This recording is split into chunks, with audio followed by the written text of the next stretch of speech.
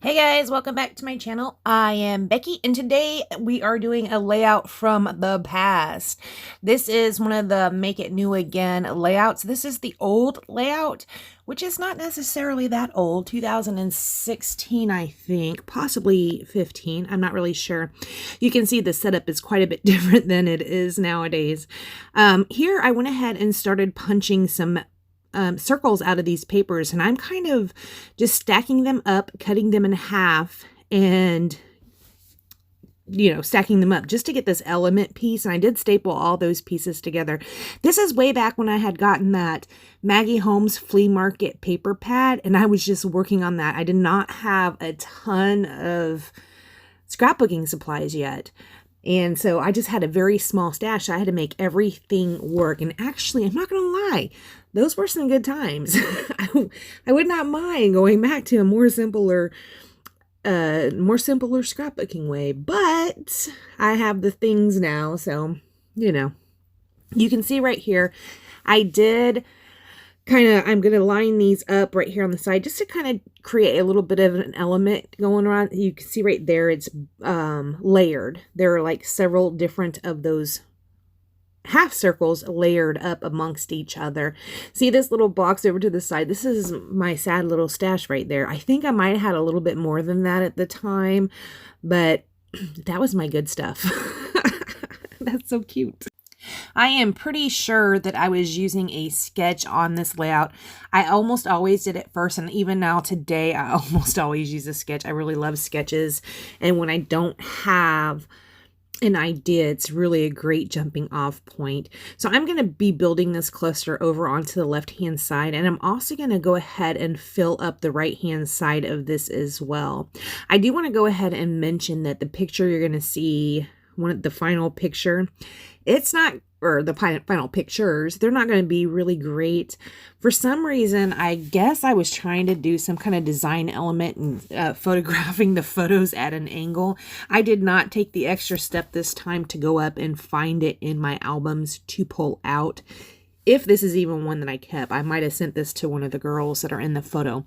These are 3 of my nieces. They are, no, actually, lie. It's my sister Susie and 2 of my nieces, Tasha and Brandy, and then Susie's in the center. So I'm going to go ahead and start committing to the placement of these pieces. Those flowers, of course, they are fussy cut out of the paper pad. Ever since I started scrapbooking, I have really enjoyed fussy cutting, and I've also really enjoyed tags. You can see right here, I do have another tag that is going to be on this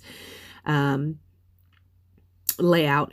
Now, when I first started building up my ink stash, I did really get into these Prima chalk inks. Those were the first inks I bought, I believe. I think they used to come in like sets of 6, maybe 4, I don't know, but I had gotten a few of those, and I really liked inking the edges with those Prima chalk inks. I still like them, but sometimes the pad actually falls out of the little plastic holder, and when they start doing that, I just pitch them. I don't have the patience to try and fix them. I have seen some people say that they have fixed theirs, like hot glued them down or something. I don't know how they did it, but I don't do that. I just go ahead and throw them away once they start falling apart. So here's my little trusty ATG gun. Can you believe that sucker is still with me? Yes, it is. And I haven't broken it yet, so that's pretty cool. I am going to take another piece of this paper and rip off a strip just to go right here vertically down that side. I thought I was giving it a little bit of grounding, I guess.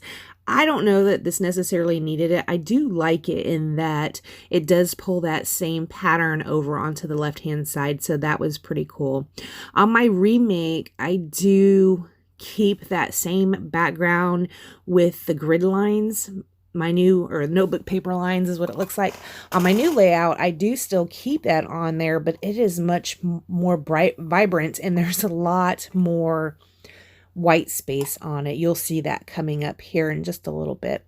And like I said, most of my embellishments are fussy cut pieces. So these little pieces I just layered up right there, they were all cut out of that Maggie Holmes flea market paper pad.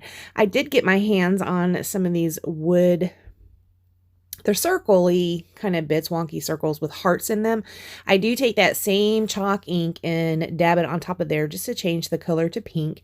And I go ahead and put 3 of those down around the page. That's probably a find from Tuesday morning. I also have this pack of frames that are Maggie Holmes, and I am going to pull out this piece right here. It looks like I previously had cut it in half and had used it on something. I'm going to go ahead and tuck that in on the right hand corner of the frame, and I'm going to use this other gold one over there on that side.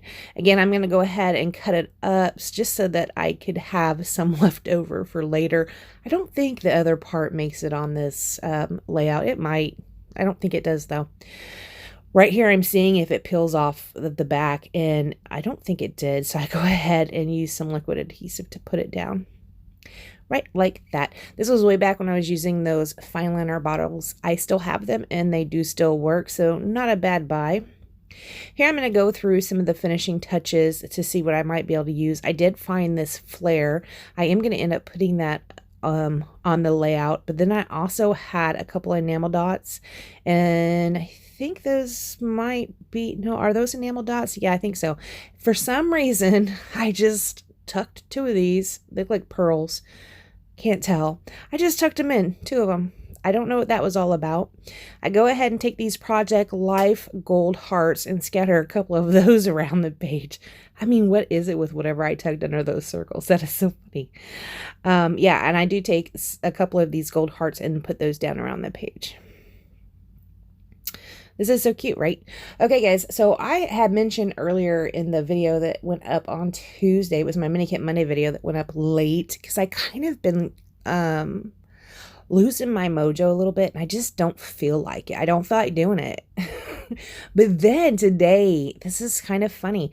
Today, shout out to a cherry on top. I was like, well, let me go see what they're doing over on that message board. And just like usual, I start looking over at a cherry on top in their message board and they're in their challenges. And suddenly I couldn't wait to come home from work to scrapbook. But I said, Becky, no. You're not going to scrapbook until you do the voiceovers for these videos that you already have on your phone. So now I'm doing that so that I can scrapbook. Yes, I don't know what it is about the challenges over at a cherry on top, but there's some, I'm always inspired by them. They always make me want to scrapbook. I just came off of the Secret Not Secret Kit Club scrap party, and that was fun, you know, but I don't know.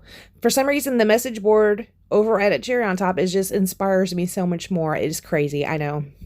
Anyways, guys, that is the end of this layout. This is what I did a few years ago, mostly using just that paper pad. I do have, you can see right there, some gold string and the gold hearts.